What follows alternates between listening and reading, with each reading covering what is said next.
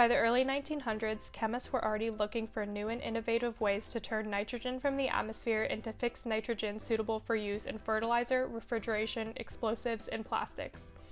In 1908, Fritz Haber discovered a method for utilizing high temperatures, high pressures, and iron catalysts to synthesize ammonia from gaseous elemental nitrogen and hydrogen, which were cheap and abundant materials. Carl Bosch would subsequently improve on this method to make it feasible for production on an industrial scale.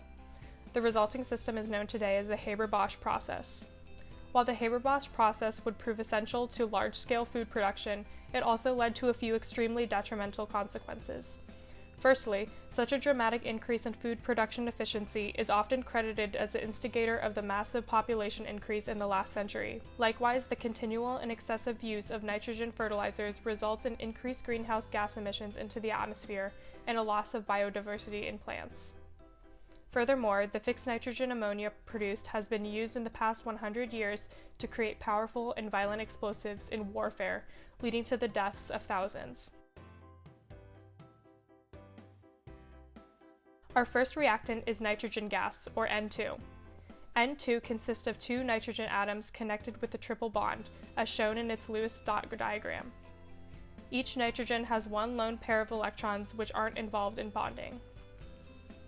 The hybridization for each nitrogen is sp1. This is because they have one bonding domain and one lone pair. Under valence bond theory, the triple bond consists of one stronger sigma bond and two weaker pi bonds. The second reactant, H2, consists of two hydrogen atoms bonded with a single bond, each with no lone pairs. Ammonia has three hydrogen atoms single bonded to one nitrogen atom, as shown in its Lewis dot diagram.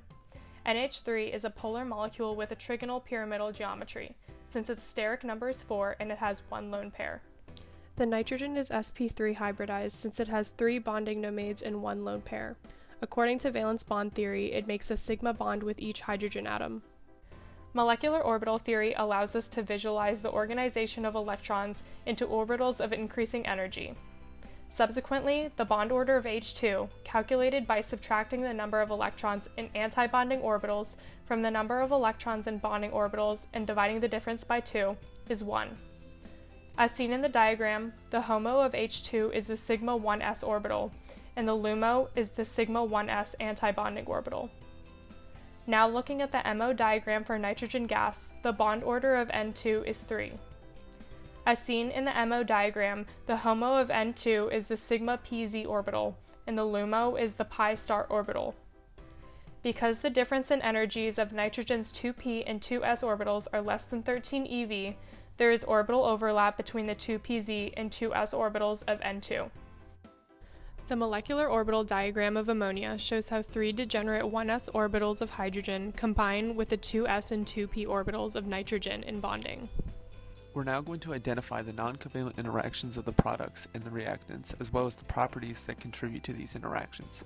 Diatomic nitrogen contains a non-polar covalent triple bond. This bond is very strong because of its short bond length.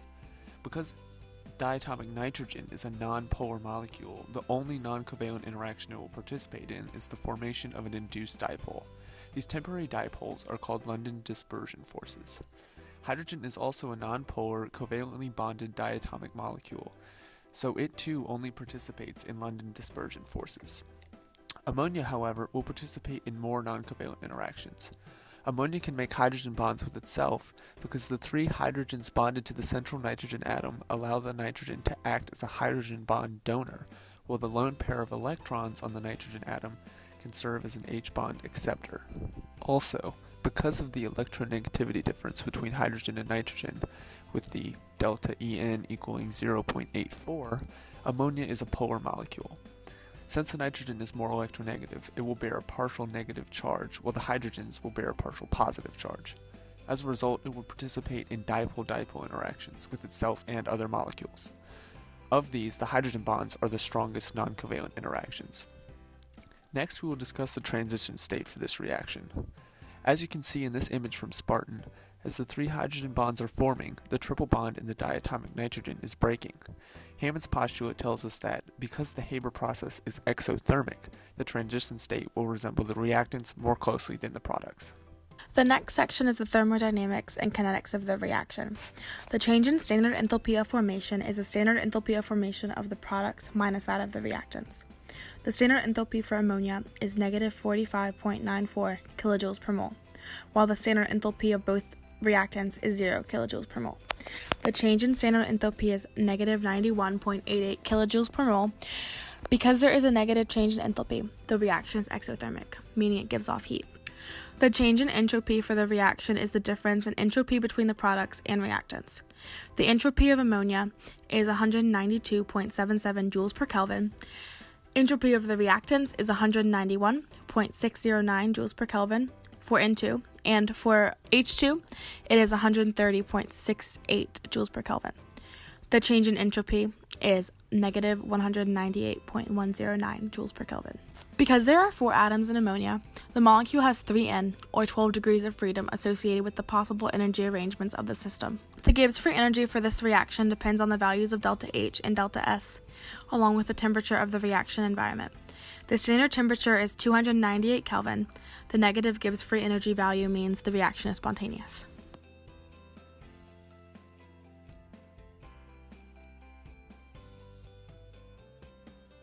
In conclusion, we hope that you have learned a lot about the structures, thermodynamics, kinetics, and non-covalent interactions involved in the synthesis of ammonia.